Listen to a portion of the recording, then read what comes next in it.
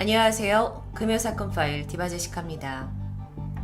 2016년 3월 25일 광주광역시의 한 초등학교에서 근무 중이던 교육복지사 가명 안 씨가 교육급여라는 것 여러분 혹시 알고 계신가요? 기초생활수급자 가정의 자녀들에게 입학금과 수업료, 학용품비 같은 걸 지급해주는 제도인데요. 이거에 대한 신청서를 검토 중이었습니다. 그러던 중 뭔가 이상한 점을 발견하게 되는데 서류를 보던 중에 13살 여자아이 한 명과 12살 남자아이 한 명의 학적이 비어 있었던 겁니다. 그러니까 무슨 뜻이냐면 이 아이들이 학교에 다니지 않고 있다라는 것을 의미했는데요. 의아함을 느낀 안 씨는 아이들의 보호자에게 먼저 연락을 취했지만 쉽게 연결이 되지 않습니다.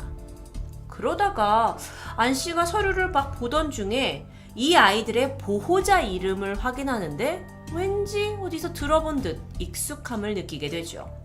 그래서 다시 조사를 해봤더니 두 아이의 보호자가 안 씨가 근무하고 있는 학교에 다니고 있는 또 다른 아이 4학년 A라는 아이의 보호자와 동일 인물입니다. 이해하시겠죠?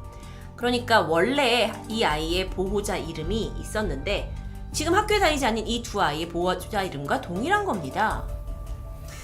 그래서 안 씨가 이 아이에게 다가가요. 그래서 이 두 아이를 아냐? 무슨 관계냐? 라고 묻자 이 아이가 사촌지간이에요 라고 대답합니다.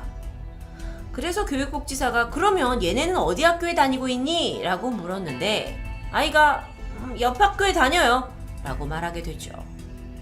하지만 확인 결과 옆 학교에 이 두 아이의 기록은 존재하지 않았습니다. 그러다 겨우 복지사는 A의 보호자와 연락을 닿을 수 있었는데요. 보호자는 또 다른 이야기를 합니다. 이 학교를 다니지 않는 두 아이도 자기 자식이라고 말하는 거죠. 아니 아이가 분명 사촌지간이라고 했는데 뭔가 상황이 이상합니다. 서로 다른 이야기를 하고 있죠. 그래서 담당자는 이때부터 의심을 품기 시작했는데요. 게다가 그 당시에 얼마 전 끔찍한 아동학대 원영이 사건이 뉴스를 통해서 보도되면서 혹시 아동학대가 있을 수 있다라는 생각에 안 씨는 경찰에 신고를 했고 아동보호 전문기관과 함께 이들이 거주하고 있는 숙소로 찾아가게 됩니다. 그런데 안에 가봤더니 상황은 생각보다 훨씬 더 심각하다라는 것을 알게 됐죠. 일단 이 13살, 12살 두 아이와 A군은 사촌이 아닌 형제지간이 맞습니다. 한 집에서 잘 생활하는 듯 했죠. 하지만 또 다른 문제는 이 3명의 아이 외에도 집에는 무려 7명의 아이가 더 있었다는 겁니다. 가족은 총 10남매였습니다. 그중 첫째, 둘째, 셋째는 이미 성인이 돼서 직장을 가지고 독립을 한 상태였고요. 나머지 7남매와 부모 총 9명의 식구가 5평짜리 단칸방에서 살고 있었죠. 여기서 충격적인 건 사실 10남매였다라는 사실보다는 이 중에 아이들이 대부분 학교에 다니고 있지 않다는 겁니다. 심지어 아이들 중에 5째, 6째, 7째, 8째 이 4명의 아이들은 출생신고조차 2015년에 한 상태였습니다. 이 표를 보시면요. 10남매의 그 나이가 써져 있는데요. 첫째 26, 둘째 24, 22 여긴 독립을 했고요. 이제 넷째부터 집과 살고 있었죠. 다 이제 나이 차이가 있습니다. 10남매인데요. 마지막 이제 10째가 7살 학교를 다니고 있고 그 A라는 아이가 9째였습니다. 초등학교 4학년. 굉장히 지금 많은 등장인물이 있어서 아마 여러분이 좀 헷갈리실 수도 있는데 중요한 건 이 독립한 아이 외에 요 동거남 7남매 중에서 요 2명 빼고 학교를 다니고 있지 않았다는 거예요. 5째 같은 경우에는요. 만 18살이 될 때까지 사실 정상적으로 출생신고가 되었다면 주민등록증이 나올 나이였죠. 하지만 그 전까지 학교 문턱을 밟아본 적도 없었고요. 아예 이 사회에 존재하지 않는, 등록되지 않은 무적자의 신분이었습니다. 아니 부모는 왜 그렇게 긴 시간 동안 아이들을 호족에 올리지도 않고 방치해 놓은 걸까요? 정말 부모님의 이야기가 듣고 싶었습니다. 아이들의 부모님은 충청북도 청주시에서 중국집을 운영했었다고 해요. 그러다 1998년 외환 위기가 오고 장사가 어려워지면서 3,500만 원의 사채빚을 지게 됐죠. 그런데 그게 빚이 점점 늘어나더니 어느새 8천만 원까지 불어나게 됩니다. 사채업자에게 쫓기는 신세가 됐죠. 살해 협박까지 받았습니다. 그러자 이 부부는 두려움으로 인해 한 곳에 정착하지 못했고 10여 년간 전국의 모텔과 여관 등을 전전하면서 살게 되는데요. 이때 이미 4명의 자녀가 있었습니다. 당시 학교를 다니고 있던 첫째를 제외한 나머지 아이들은 근데 학교를 다니지 못하게 되죠. 왜냐면 부모가 계속 여기저기 전전긍긍 살게 되니까요. 그나마 첫째조차도 중학교를 중퇴하고 검정고시를 치러야 했습니다. 그러다 1998년 부부의 주민등록이 말소되었고요. 그해 태어난 다섯째부터는 아예 출생신고조차 할 수 없습니다. 2006년, 그러니까 8년 후에는 부부가 이제 주변 사람들의 도움으로 겨우겨우 안정을 되찾아서 광주에 정착하게 됐고 말소된 주민등록도 되살리게 되죠.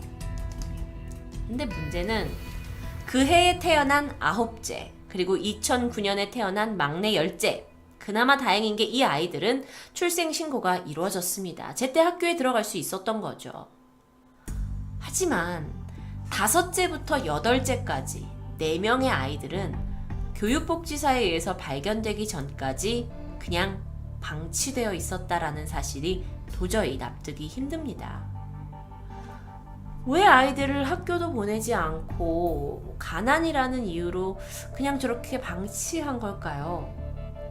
그런데 사람들이 더 의아했던 부분이 있는데 이 부모가 굉장히 억울하다는 입장을 보이면서 좀 이해가 어려워졌는데요. 아이들의 부모는 자신들의 행동을 합리화하는 것처럼 보였습니다. 경제적으로 어렵고 사채업자한테 쫓기고 상황이 급하다 보니까 어쩔 수 없었다. 오죽 힘들었으면 그랬겠냐라고 설명합니다. 언론이 이 사건에 대해 아버지에게 질문을 했는데 아버지가 사람이 살다 보면 실수할 수도 있고 안 그래요? 라는 대답이 돌아오게 되면서 또 한번 놀라게 되죠. 이 부모들은요, 자신들의 행동이 아동학대가 될 수 있다라는 것에 대해서 전혀 생각하지 못한 듯 합니다. 물론 아이들에게 물리적인 학대의 흔적이 있진 않았어요. 그런데 아이를 굶기고 감금하고 하는 것만이 학대라고 할 수는 없습니다. 이렇게 아이를 방임하는 것도, 방치하는 것도 학대라고 볼 수 있겠죠. 특히나 이런 건 이제 아이들이 학교를 갈 수 있게 부모가 도와주지 못했기 때문에 교육적 방임이라고 부르는데요. 아동학대의 유형 및 징후에 대한 자세한 내용이 들어가 있습니다. 당연히 신체적인 학대, 정서적인 학대, 학대에 해당이 되는데 방임에서 보면 비위생적인 신체 상태, 그러니까 아이를 씻기지 않거나 두는 거, 그다음에 예방접종이나 이런 의학적으로 치료를 못 받게 하는 것, 이것도 방임. 계절에 맞지 않은 부적절한 옷을 입히는 것, 그리고 학교에 일찍 등교하고 집에 늦게 귀가하거나 잦은 결석. 당연히 학교에 등록해주지 않는 것조차도 방임인 거죠. 아이들의 의지는 전혀 상관없이 이 7남매의 인생에서 학창시절은 통째로 도려내졌습니다. 하다못해서 9째와 10째의 출생신고를 할 때 5째부터 8째, 그러니까 그 전에 출생신고를 못한 아이들까지 같이 할 수 있었을 텐데요. 왜 그러지 않았는지 아직도 저는 좀 의문이 듭니다. 이 부모들은 사실 아이들의 교육에 별 관심을 기울이지 않았다고 해요. 그러다 보니까 아이들이 어떻게 자랐냐? 정말 그나마 다행인 것은 완전히 무지하게 자라진 않았습니다. 일단 중학교를 중퇴하기 전까지 교육을 받아온 첫째가 둘째에게 가르쳐주고 둘째가 셋째에게, 그렇게 서로가 서로의 선생님이 되기 시작합니다. 성인이 되어서는 직장 생활을 하는 첫째, 둘째, 셋째는 집에 올 때마다 동생들을 위해서 학습지를 사왔다고 하고요. 학교를 다니지 않는 5째부터 8째까지 아이들은 9째가 막 동생이 학교에서 썼던 책으로 집에서 공부를 했다고 합니다. 그래서 다행히도 아이들이 이 의무교육을 받지 않았지만 또래 아이들에 비해서는 일상생활에는 큰 지장이 없었다고 해요. 언어 수리 능력에 있어서요. 정말 불행 중 다행이라고 할 수 있죠. 아마 이 방송을 보시는 분들이 아니 도대체 부모들은 왜 그랬대요? 라고 생각하실 수도 있습니다. 하지만 온전히 이 모든 것을 부모의 책임으로만 돌릴 수도 없다고 생각이 드는데요. 이 가족은 2008년부터 기초생활수급자 국가 지원을 받으며 생활했죠. 2010년에는 8인 가족 기준 생계 거주비 98만 원을 받았는데 4명의 아이들이 출생신고가 되지 않았기 때문입니다. 자, 그러면 같은 집에는 다 이렇게 10남매에다가 부모까지 다 우르르 살고 있는데 4명의 아이가 제대로 신고되지 않아서 기초생활비는 더 적게 받고 있어요. 근데 이거를 조사하러 나간 현장 직원이 있었습니다. 그런데 그는 이 가정에 4명의 아이가 더 있다라는 걸 눈치채지 못했죠. 그저 놀러온 또래 친구라고만 생각했던 겁니다. 그래서 그들에게 책임을 묻기에는 구청 관계자가 이렇게 말했어요. 아니, 가족들이 신고하지 않는데 구청에서 어떻게 알 수가 있냐라고 설명합니다.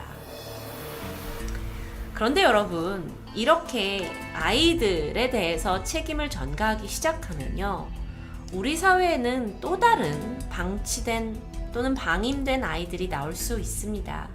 그렇기 때문에 이런 상황을 막을 수 있는 사회의 안전망이 필요하다라는 생각이 드는데요. 실제로 이 사건이 세상에 알려지고 나서 출생신고를 등록제로 하자는 주장이 있었습니다.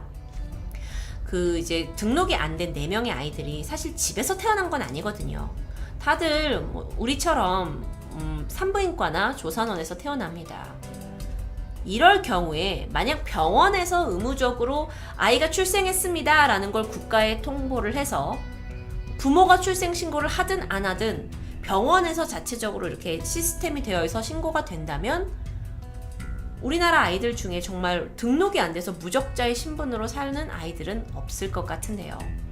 생각해보면 이 시스템으로 혹시라도 병원에서 출생이 된 후에 아주 어린 나이에 버려지는 영아들이 있잖아요. 이런 아이들 사태도 막을 수 있지 않을까라는 생각이 듭니다.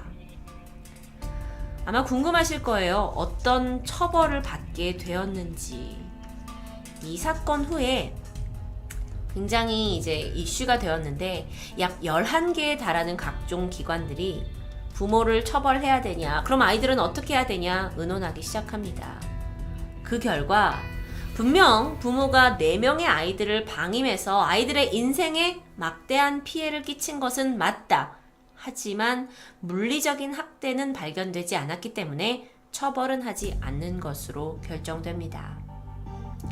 그리고 나서 이후에 아이들에게는 다방면의 지원이 계속되었죠. 좋은 소식인데요. 7째와 8째는 초등학교에 다닐 나이였습니다. 각각 초등학교 6학년과 5학년으로 입학하게 되죠. 이 아이들이 처음 학교에 가는 날요, 눈물을 흘릴 정도로 기뻐했다고 해요. 5째와 6째는 대안학교에 다니면서 검정고시를 치를 수 있도록 지원받았고, 이 주민등록은 있지만 모학자나 마찬가지였던 2째, 3째, 4째도 원한다면 검정고시를 치를 수 있도록 지원하기로 했다고 합니다. 혹시 여러분 토요미스테리에서 제가 다뤘던 일본의 스가모 아동 방치 사건 기억하시나요? 1988년에 일본에서 있었던 사건인데 이게 정말 일본 열도를 충격으로 몰아넣었죠. 어머니가 5명의 아이들을 출생신고도 하지 않고 아예 부양조차 하지 않고 애들을 그냥 집에 밀어 넣은 채 집을 나가버린 사건이었습니다.